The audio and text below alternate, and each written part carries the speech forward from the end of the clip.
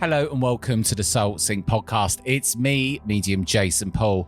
Now, addiction is something that I have struggled with a lot in my life. In many ways, I feel that addiction was what was ultimately one of the things that was really responsible for my spiritual awakening, because I was unhappy in my life. I'd got to a place where outwardly I had people telling me I was successful. I'd built up my own company from the ground up, but inside I felt bloody miserable. Had points in my life where I was using cocaine, and my life was just spiraling out of control at one point. So I've got a guest on today where we both have a very good discussion about our experiences of addiction. Now, a listener of the podcast, a medium called Paul Harvey, got in touch with me to explain that he had a spiritual awakening 3 years ago after battling with addiction to cocaine and alcohol for 23 years. Now, I spoke to Paul in this episode about the spiritual awakening he had. He was very close to ending his life at one point, really in the depths of despair and really hurting from the inside. And we discussed what led to that spiritual awakening, what that activated inside him, being his pineal gland. But he was having really interesting visions where he was predicting the future, which he knew was coming from the spirit world. He had signs from the angelic realm, and his story and what he's done with his life and how he's dedicated his life to helping people from less fortunate areas around Manchester. He really is a true spiritual warrior and a hero in my eyes. We discuss the journeys we've both gone through on how we awoke to what the truth of reality is. We discuss how we've both overcome addiction, how to do so, how to change habits, and how the ego wants to keep just dragging us back there, and how to shut the ego up. So I love Paul, his energy. He talks so authentically about his struggles, and that's what we need more of in this world right now.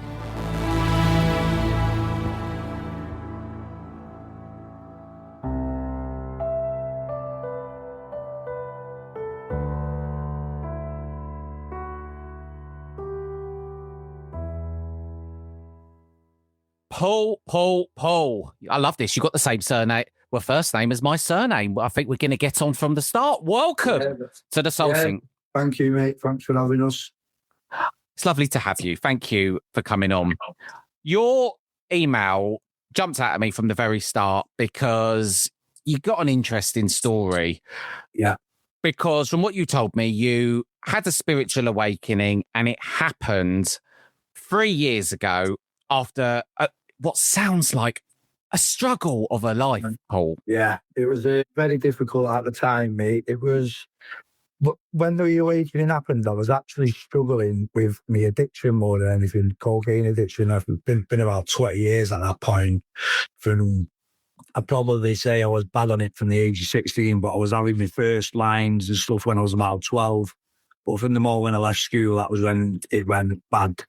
So with me awakening, I just reached out to a friend who was doing sound baths and stuff like that. And then just dipping a toe in there. And I ended up going to Portugal to do some energy work in Portugal. And that was when I had the big awakening in Portugal. Basically, I had a bit of a mushroom ceremony. Done a bit of mushrooms and done some energy work in a room. And that was where I had a massive awakening inside that room. And at that point, I was like mind blown to what was happening to me. I didn't have a clue what was going on. I was that conditioned, no belief in nothing. And things went from there, really, from getting home. When I got home from there. Because I too struggled with the cocaine addiction, and I haven't really spoken much about it on this podcast. I've spoken about the topic of addiction, but not about cocaine addiction. So to go back to, your childhood and what kind of led you at 12 years old to sort of try that, take us back to the Paul of then, if you don't mind. The Paul of then. I was young, I was hanging around on the streets, I was on the council estate, grew up in Ancoats in Manchester. right on the outskirts of the city. I actually used to live in Ancoats at a point, actually. Oh, did you? Yeah, but probably before it was nicely done over with all nice apartments. It's been done up a lot since I was a kid. Anyway, when I was a kid, I loved the place. If I'm honest, all my family's from round there. It's a tough old area, that area, though. It's, back then it was. It still is, but it was back then. A lot of drugs on the streets back then as well. A lot of heroin when I was a kid. That's a big part of my journey. Is my Uncle Stephen, who when I was young, I really looked up to him, and he was on heroin as I was a child, and I watched him go through that. I kind of followed his footsteps in a way, but not with heroin. I went down the cocaine route, but he was off the heroin by the time I was, say, 16, 18, and he was trying to get me to sort my life out, but I never listened to him. Did you get what I mean? But I always watched him go through his addictions as I was a young kid. And it's a big part of our journey together, really. Now he's not one of my guides. It's a very big part of our journey, how it's all worked out between the both of us growing up and stuff. Kind of, you're making your hairs on the back of my neck stand up, to be quite honest, telling me that story. You get me chills. Well, do you know what? There's a lot to be said where people follow in their sort of parents or who they look up to footsteps. And, you never know what hand of cards you're going to be dealt in life, where you're born into, what your area is, what your surroundings are, what your circumstances are. Yeah. But it feels to me like, when you were saying that, it was making me feel that it was like the kind of grief of perhaps going through that with him, kind of, that you sort of turn to drugs because you're struggling, don't you? It's escapism, isn't it? A bit of everything, if I'm honest. Never really had contact with your real dad. He was a bit of a nightmare. I don't really want to swear on your podcast, so I'll try my best anyway. But he was a piece of, my dad didn't sit with me well as a kid. And there was just a lot going on, really. Then there was my uncle, and then I just turned to drugs and alcohol, really, from a young age. I had a lot of mates, so I was always was more focused on my mates than anything, just doing whatever my mates was doing. And I don't know, when I look back at sometimes, I think maybe I felt a little bit different as a kid, a little bit lost or something. But when I was with my mates and I was doing what I was doing, I didn't feel lost. I felt like I was at home. Yeah. If that makes sense. But when you're that age, you don't really see what you're doing, do you? You don't. But I think, in my experience, what had happened to me was my first probably experience of drugs was cannabis when I was young, and it was fun, and it made you silly, and it made you giggly, and my relationship was that, and it changed over time I was struggling, essentially. I'd built up a business. I'd spent years, like you, coming from, a beginning that was, very humble. It was, what I had was lots of love, and that's a lot more than a lot of people have, isn't it? Yeah. So even that in itself. But I really struggled a lot with, money and whatever. So once I kind of thought, okay, I'm going to be happy once, I can afford things, once I've got this far. So to cut a long story short, anyway, I built up a multi-million-pound business eventually from my savings. And do you know what? I was so bloody miserable. I just thought, nothing is making me happy. And it was because my soul was basically crying out and saying, what you need is to be connected, because I was fearing death. So I eventually got sucked into a cocaine addiction. And it was because I was struggling. I was struggling with people telling me that I was successful, but on the inside, I just felt so goddamn miserable. Yeah, money doesn't always sort life out, does it? No, it doesn't. They gave me a load of money over the last 20 years. I'd be dead, man, because I would have sniffed it all right up the wall.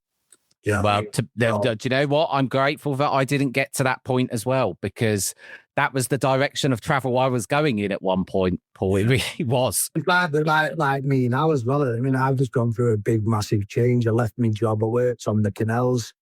Do you have canals around your leg? We do. We do. And I know the canal network in Manchester. So I worked on the canal from the moment I left school. And I was working on the canals, grew up on the canals, jumped my beard on the canals. been there all my life. And then a year ago, I just left. I just knew I needed to leave there because it was a big part of everything what was happening in my spiritual awakening. And I needed, what my spirit guides have showed me now is that I needed that time off that year to get clean and sober, develop my abilities with my mediumship, and get to where I am now, where I'm in a much more peaceful place. And now I've gone back to work, but I've started trying to build my own company now, doing some landscaping and building. I've only started about 3 weeks ago, but things are looking up, and I'm at a point where I don't need to panic so much in my mediumship because it comes in a lot easier. So if someone books in for a reading, I can tune into it just before they come and write it down and sit with that person and go over what it comes in for them and do it that way. Whereas beforehand, I was relying a lot on my visuals, not on the hearing, and I would have to meditate for like half an hour, speak out what I see, record it, listen it back, write it down, and then go over the reading. Whereas now I can just do it like, ask for it, hear it, trust it. You make me smile when I'm just sitting here listening to you. You're very interesting, and it does you make me smile because you're not the usual kind of medium, and I love that about you. I love that. Like, I've only just started telling people, like in public. I told the public a year ago, it's very hard for me to speak out about it, the background and everything. But I felt like, I've got to do this work now. This is me. I've got to let people know that this is here. It's happening to me. My family needs to know. My friends need to know. The world needs to know. You're coming out the closet, Paul. It's lovely. We love that here on the Soul Sync. Yeah. But, yeah, come on. I want to just go back because I want to come on to the mediumship, and because I just keep feeling as you're speaking, you make me feel a lot like myself. And I kind of feel like I had to go through all of those bloody struggles with addiction and all of those things because it was almost like I had to learn those experiences to feel the softness that I feel now and the grace and the empathy towards people and the kindness and the love. And I kind of very much feel it's that way that you have been through that is what's going to make you such, and, I'm sure makes you are such a great medium. Yeah. I think the drugs, 23 years or however long that around. A long time. Long time to be living the life I was living. I was having it, if not 7 nights a week. I was going on 4 or 5 day weekend benders and having 2 days off, no sleep for 4 or 5 days. And I've done a lot of damage to myself, to my family, to my missus, who I love to bits, my kids. I've seen a lot, and now I'm not. It's took me a long time to get out of that habit. And it's only now that I'm fully out of it do I see what it actually does to a person. Because I think when you are on that stuff, no matter what, and even alcohol as well, you're not thinking straight. You're not yourself. Because everything you do in your day-to-day life evolves around that. So that's all you think about. You manifest it all day. You're at work. You think, get home. Even my kids go dancing. My daughters, I'd be taking them to dancing and I can't wait for them to get out to get them home so I can have a light and a few bitters. That's no way of living, mate. And now that I'm away from it, I want to see other people do the same thing because I know what goodness that can bring into someone's life and back into the family, into the kids, the missus, Some people are here to make these mistakes and then show the way for others. And there's a lot of us coming into that now. How did you recognize it and stop it? How did you do that? Because that's a really... Do you remember when COVID came about? Yeah. I was very depressed a lot anyway, I'd say. I was quite depressed for quite a bit of my life, if I'm honest, now that I look back. I wouldn't have acted it. I'd have acted like a strong guy and all that. But now I look back, I was depressed. But COVID came about and I ended up getting rheumatoid arthritis. My mum got it as well at the same time. And it proper like disability, is that the word? Me and my mum's got it really bad still now. But I was at a point, I was 35, I couldn't even get downstairs in the morning to go work. My feet were swelled up, my wrists were swelling up, my shoulders, my neck was stuck in position. And I just felt like something was right.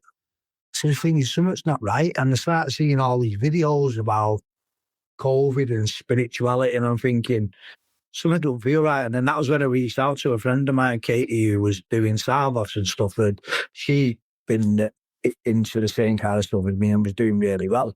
And that was when I thought, I've got to go here, because if I don't, I'm going to end up topping myself the way I'm feeling with the disease and the depression and everything else. I was really in a really dark place. So that was when I reached out to Katie at the start. I think I think what keeps people in that place, and even from my own perspective, is you just feel shame, don't you? You feel shame and embarrassment that you've even got yourself into this mess, because you just think everyone's going to judge you. Everyone's going to be honest, reality. I was didn't really give a shit. I did, but I was very open with what I was doing. You know, I'd tell anyone I'm going home, having a sniff, or I've been on a 5-day bender. I thought it was a great life for quite a few years. Thought it was jam lad, but now I don't see him. Now I do feel shame.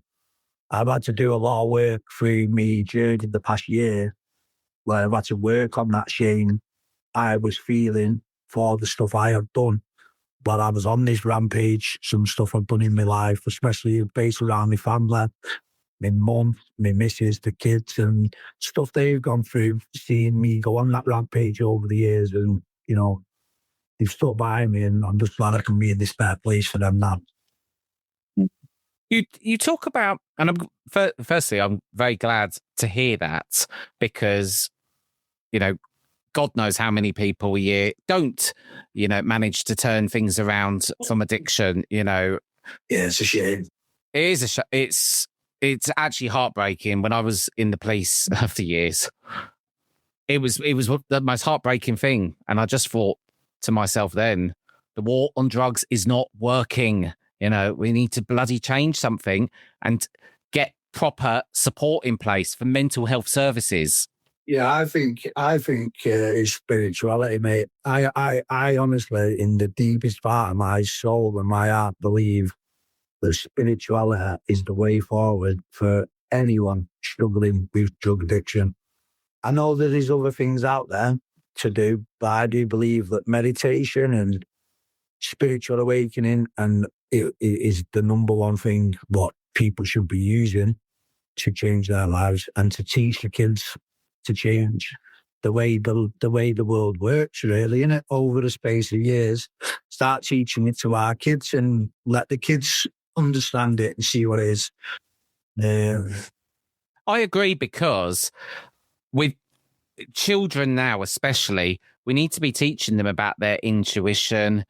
The problem with this way of being is I worry to myself, the more people get absorbed in their phones and, you know, more disconnected from who they are. You're right. Yeah. You're right, Paul. The answer to humanity, I think, is to realize the truth of who they are, that life is eternal, that the planet is precious, that thought, you know, leads to creation, and the power of thoughts. And I think we need to teach kids all of this. And at school age as well, you know, that's what we need to be doing. I've got a young lad with me. I just wanted to say that I've got a young lad who comes to my football at the minute. He's 13, called Isaac, and he's just literally yesterday. He comes to the ladies' football last night. He always comes and helps me with the men's football or the ladies. And he come yesterday, and he's actually just been awarded mental health ambassador in his high school through coming to the football, coming on cold water swims, and he was really, really struggling. And he's in such a good place now and helping other kids in his school through coming and seeing what I do. And, you know, it just goes to show that the proof is in the pudding, innit? So I agree. Yeah. I agree. Yeah, and I think that's where we need things like youth clubs and stuff as well. And we need to be getting people off their computers, off their devices, and out and about into good old-fashioned nature. You talk about your spiritual awakening and you had this experience. Tell me about that, because that sounds like it was the moment that everything changed for you. When I was in Portugal, it was like an energy room. I think I was the only person in there who was rocking backward and forward, shaking.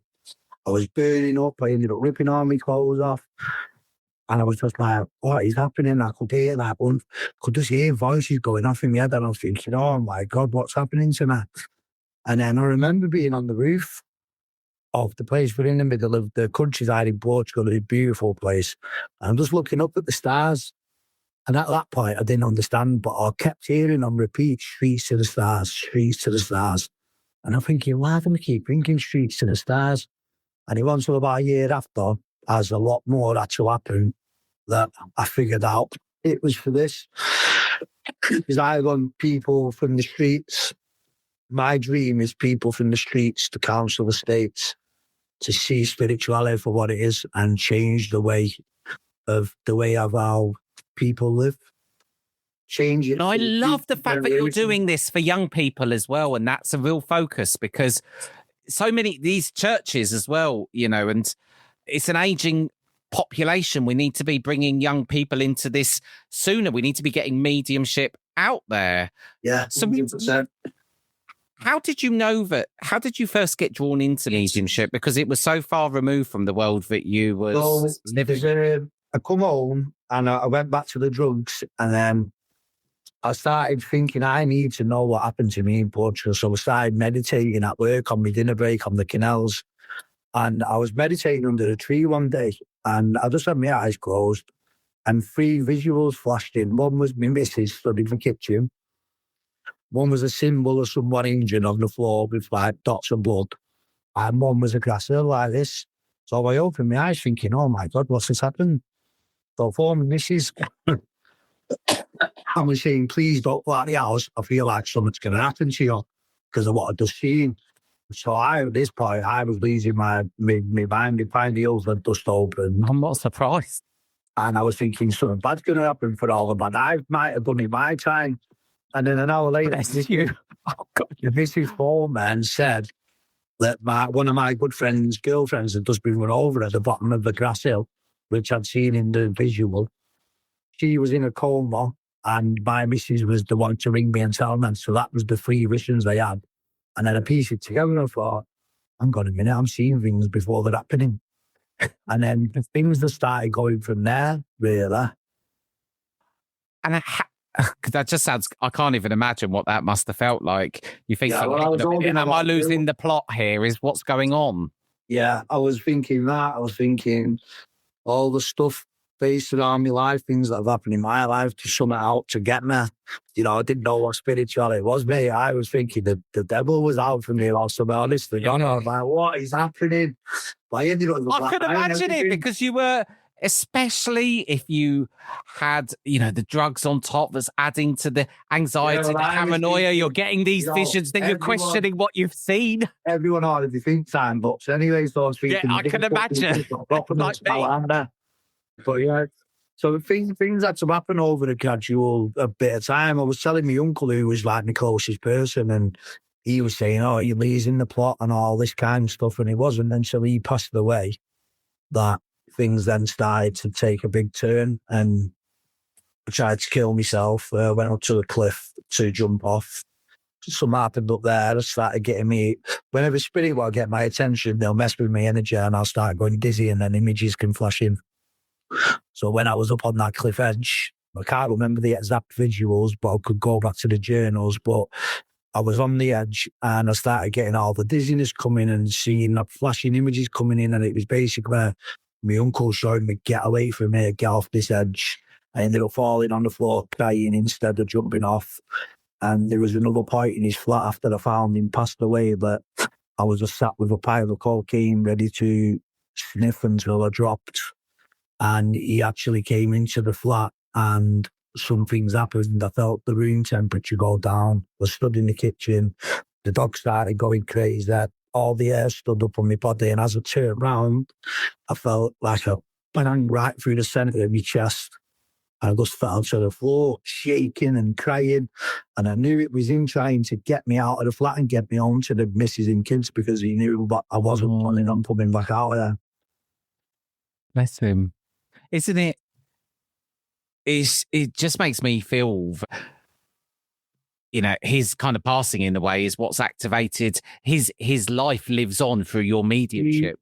he had to pass away for my, it sounds awful, but for my journey to carry on, his passing had to come for me to keep going, which I hold on to a lot of people kind of feel a bit sad. I hold on to quite a bit of sadness with that, but I don't think I should, because he's with me every day in my life. He literally had, all I get constantly all day long is guidance from him and Archangel Michael. And I'm just like, I see somewhere in me, I forget, I've got to go there. And I get all my signs, they lead me to coins. This is why I've got the crowns on here. When I get to the coins, the messages fall in, and it's like, I'm just constantly guided. Do you know what? Even as you're saying that, I can feel his energy around me, because I can feel that emotional energy. This is what happens when you put two mediums together, Paul. I can feel that, and I feel that he's with you all the time, because good energy, big energy. Well, mate, I'm getting goosebumps as you say it, because I feel his energy having just come into this moment as you start speaking about him, and I feel almost like I want to sort of interrupt now because he wants to talk on the show. So I can kind of feel that. But it's interesting because my granddad was a medium, and I never asked him any questions about mediumship when he was alive, like what a fool. I was more interested in poltergeist, the tarot, all these things. And it took for his passing for me to feel grief for his mediumship to then live on through me. And had he not passed, I wouldn't, that the circumstances just wouldn't have happened. But ironically, like your uncle, my granddad is my guide. And it took me a long time to, first of all, discover that, but also accept that because the trust element of me. Yeah, well, that's one of my biggest problems has been trust. Not just in the mediumship, in my life. I've had a lot of trust issues. I think it's from my childhood, never trusting a soul. But I'm working on that at the minute. And, it's going well. Life's going well. And you mentioned then about it took you a while to trust and find out who your guide was. So when I actually went to see a psychic when things was happening to me, and I was like, mate, I'm losing the plot. I need to know what's happening to that. Blah, blah. I even rang him off a different phone, so he put me up on Facebook. I was having visuals. Went there discreet under a false name known as I was having visuals, and I still didn't believe it. That's how conditioned I was. So I went and seen him, and I said to him, I keep seeing this blue angel on a cliff in meditation. I said, and I can't make any sense of it. And he said to me, I know what that is. He said, that's where you're going to meet your spirit guides when the time's right. And then that summer, after my uncle passed away, I started using this certain cliff to walk up to keep me off the drugs. I was going watching the sunset up there every night and stuff like that, keeping myself busy. And one day I was walking back down it, and I realised that the cliff behind there was the shape of the edge of the vision I've been seeing in the meditation with the blue angel on it. And then one morning, it was a few months after he passed away, me and his son Jake, my cousin, we've ended up really close again through losing him. I was on my way to pick him up to go to the gym, and I was just at the lights in my side going to his house, and a white feather was just floating in next to my window. And I went freezing cold, and he would go to the cliff tonight. So I was like, I'll come on to the missus saying, this is just happened, and I think I'm losing the plot. So what did she say about this? Was she accepting or encouraging this? We ended up having a bit of a breakup for a while because I was going through a lot. She was thinking he's losing the plot, and not straight. Now he's seeing things, he's having visions. Yeah, quite a bit down the line. So when I told her that, I went to the cliff and I walked up the cliff. And I sat there for 2 hours. I was thinking my uncle was going to appear because the psychic had told me, you're going to meet your guides there. But no one appeared. So I put my backpack on, pissed off, started walking off, fuming, and he heard, go left. So I followed the voices, and my uncle's name was Stephen. And I swear to God, I got led straight to a rock. It's on the side in the kitchen. And by listening to the voices on the top of the cliff, in the middle of the stones, straight to a rock with "Stay, love you" on it. The guide straight to that rock for me to know he was my guide and Archangel Michael at the same time. That's mind-blowing, isn't it? How did you learn to trust? How have you developed your mediumship in that way? I'd say following my own guidance more daily. So what I would see in visuals at night before sleep, I would piece it together the next day myself. And then I started like seeing places in my mind and I'd think I need to go there. And then I'd get to a coin with a crown on and the message would fall in. Oh, I've got a spiral tattooed on my wrist. I started getting led to snails with the spiral on it, which is energy. Every time I got to a snail, a message would drop. And then things were starting to happen for myself daily for me to start trusting. And then the more I sat with people for readings, the better that trust became. And now I'm putting more into the hearing side of it. I think I've done 6 readings now just off hearing. And it was really hard to sit with the people and think, can I trust what's on this paper or is it just my thoughts? And every single thing on them pieces of paper, when I sit down with someone, that is their life to take or someone they've lost or I bring a lot of people in who were struggling in life, people at the council estates and with addictions and going through a lot of shit, which I believe I'm here for. And then it brings them into like a group, I've got WhatsApp groups for women's football, men's football. I do a little bit of kids football. I'm hoping to make that a bigger thing in the future. I'm just setting this up as a CIC to try and get funding to help me cover some costs for the pitches because people are really struggling for money. I mean, I've got no money and I keep having to like chip money in, but we've got to cover the cost of these pitches. Do you know what I mean? So that's just because of the kind soul you are. Yeah, just trying my best to make it work. And I'm literally just waiting for the CIC to be set up now. I've got my directors, my family, my 2 friends, and I'm hoping some funding might come then to, get us I out love there. what you're doing and the way you're using your mediumship. And I often think that the spirit world and mediumship, if we go back in time to the days of psychic surgeons and what healers can do, and even some of these, I've heard all sorts of stories, Paul, as you could imagine, on the Soul Seek about how mediumship can be used. And I think a lot of the time it's not moving past the point of, okay, we're just doing readings or whatever. And I feel that what you're doing by allowing people to understand that life does go on, it is eternal, is interesting. I want to bring it more street. That's what I want. I want people from the streets, from the roughest side of life, to see that, we can be spiritual and still be ourselves. Find some balance in our lives. Still just be us. I'm not saying there's anything wrong with being people who are extra spiritual, who love going, changing the way they dress and all that. It's all happy, it's all love and all that. But I want people who might be a bit freaked out by that to see that we can all be spiritual and be connected and love each other and live a top life and still be who we are. You know what I mean? We need mediums from every single imaginable walk of life, yes. Otherwise, who's going to be talking to the people in all these places? You've got to have people there who vibrate on the level with. This is why so many people are coming into it now. A lot of the lads I've brought in for readings, I've ended up getting psychic stuff happening to them straight away. And then down the line, they fell out of the group because, it's not aligning for him or it's not their time yet and they're back on the drugs and that used to sit with me really bad because I really wanted to help them that much, but there's nothing I can do about that. I've had to learn that. The ones who are here are the ones who are here, the ones who fall. It's a shame really. But it must be heartbreaking, but you can do everything in your power imaginable to help someone, but it starts from them and it's very difficult. It's very difficult, especially drugs. It's especially with substances now as well. Some of them are so powerful that, it's just crazy. Yeah. So you're doing all of this with, and I love it. I think it's amazing what you're doing. And I think you should be really proud of yourself, the strength it takes. Thank you.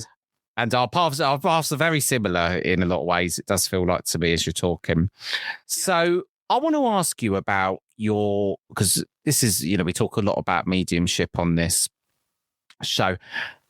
what's your advice to people? How do they, when they're learning to, sit, meditate, feel spirit, how, would you, because you're talking to people sometimes who, I guess coming from a background where they couldn't believe in anything like this. Yeah, everyone I speak to is the same as I was at the beginning. I can't meditate. I can't do this. My mind's like this. I'm saying I've been ADHD all my life. I don't think there is ADHD. I think it's a gift from God. I agree. Use that power, that can't stop to get yourself booming. Especially when you get clean and sober. Use that energy you've got there to go and create what you want in your life. Yes, I agree. It's the same. I started off with guided meditations, always guided, listening to the guided music. Just so I didn't have to listen to my own thoughts. I could listen to that. In time, I got better at that. And then I started using, there's a woman called Susan Geisman in America. Yes. I read a couple of Susan's books, and Susan's books actually guided me a lot through my meditations and stuff. So when I was reading Susan Geisman's books, same with the Celestine Prophecy and a load of other spiritual books, I was actually getting guided in my meditations to things inside their books. So I was like piecing things together, and there'd be the chapters in their books, and they might be synchronistically happening in my life and stuff like that. So things have got easier. It's a lot of hard work, especially if you're coming from addiction, I think, because you are going to have that ego trying to tell you, oh, fuck that. Go and get on the session, do this. You can't meditate. You can't do this. I still have days like that now. But if you keep persevering with it, you keep meditating, grounding, getting out in nature, doing all of the things there, what spirituality teaches, your life will just change. It might take a while. You might fall off the wagon every 8 weeks and dip back in and go back out like I did, but you will get there if you focus on it and you give it your all. Yeah, and you get that bloody ego to shut up, sometimes I think... My ego has been an absolute nightmare, mate, I'm not going to lie. If it was stood in front of me, I'd knock it clean out. I would do the same. I'd give mine a right old bitch slack, because it's always chipping in with unhelpful stuff all the time. It can be a nightmare, can't it? You've got to learn to know that you still are your ego as well. You've got to learn to balance, learn to control that, the madness. So when you've got a long life of living from that part, you've got to learn to control it. You do, and it takes time. Well, first of all, I think the first step of that is, first of all, recognizing you are not your thoughts. Your thoughts are just yesterday. You live in your thoughts are the past. And one thing I always tell people is listen to the right hand side of your brain.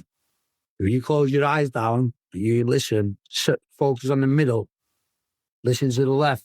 That's where all the chitter chat is. I learned this from Susan Geisman's book. Focus on the right, you find the silence. If you put your focus into the right side, that's where the silence is. That's where my message is coming from, the right. It's interesting you say that. This is what I love, these pearls of wisdom that make it simple. You could overcomplicate this. And I've never thought of it like that. But, even as you said that, I just did that and it moved my energy instantly. Yeah, doing like better than I, don't listen to the left, listen to the right and see how that goes. And then your partner's telling you got selective hearing. Are you doing that thing again, Paul, where you've moved your awareness? Yeah. It's interesting. And, I think simplicity is very important in mediumship. I really do, because you can overcomplicate this a lot. And I think that's a really way of putting it. I've overcomplicated it a lot myself. I think I had to overcomplicate it and make my journey hard so I can make other people's easier from my experiences along the way. The amount of times I'd done 8 weeks clean and then 6 weeks back and then 8 weeks clean and 6 weeks back, and it was a lot of that. And then it just got to a point where I said, I can't do this shit anymore. And, I stopped sniffing, and then a month later, I drank alcohol without sniff for the first time in my life, I think, from being 12. And I only had about 4 or 5 pints that caused absolute murders. at a family dinner for, oh my God, I'm never drinking again, and I haven't touched a drink since. It's been a year and 3 weeks, I think. Well done, you. It's amazing. And it just feels to me like things are going to take off for you. And I feel that everything you're doing is so wholehearted. You know, it's interesting, isn't it, how we get to where we get to and the journeys we have to go through and the struggles to get there. Yeah, 100%, mate. Well, it's been a blast. If people want to find out more about you, I love your little social media video. I say little social media videos. I really like the content you put up. The fact that you're living so authentically, and that's what we bloody need. Yeah, because we don't. Yeah. Well, if people want to find out more about you, you can go to your Instagram, which is just behind you there, Streets to the Stars. Streets to the Stars with a number 2, and then on Facebook I'll have to change it to a T and an ob, so Streets to the Stars with a T ob. And then I've got TikTok, the same as this as well, the same as Instagram. People can message me on there. If anyone out there is struggling or anything, they can reach out and I can put them into my WhatsApp group where there's just a bunch of men or women in different groups or families in a family group, and get support in there. Everyone says good morning, have a positive day, this, that, and the other. We all turn up, play football, we go cold water dips, we do whatever it takes. And I just keep trying to spread the message to raise the vibration, get everyone on it. Well, do you know what? I wish you very well with it all, because I think, you're a bloody superstar. And the link to contact you will be in the show notes. Leave us on a final thought then today, Paul. How would you like to close this conversation? I would like to say, let's all start standing together and bringing spirituality to the world. Amen to that. In the biggest way we can. We should all be creating the life we want, not living in the shit we fear. Yeah, we shouldn't be. If you're living in a state of fear, know that things can change, I think. It's been a delight. Paul, thank you for coming onto the Soul. I really appreciate you having me on, mate. Thank you very much. Oh, you're very, very welcome. Bloody hell, that conversation really touched my heart, and I think it really healed me in a lot of ways as well. And I want to speak more about my struggles with addiction, and something I'm building up to probably more in my own right in a lot of ways. I think we're all on a journey of healing in one way or another, and to hear Paul, having had that moment in his life, to know I'm not going to make myself suffer anymore. I'm not just going to choose suffering all the time. I think he's a warrior to have come through this and out the other side. I would like to say that I'm going to be starting a new monthly newsletter. To sign up to it, just go to jasonpaulmedium.com, down to the bottom of the screen, sign up, and you can hear from me with all my spiritual goings on.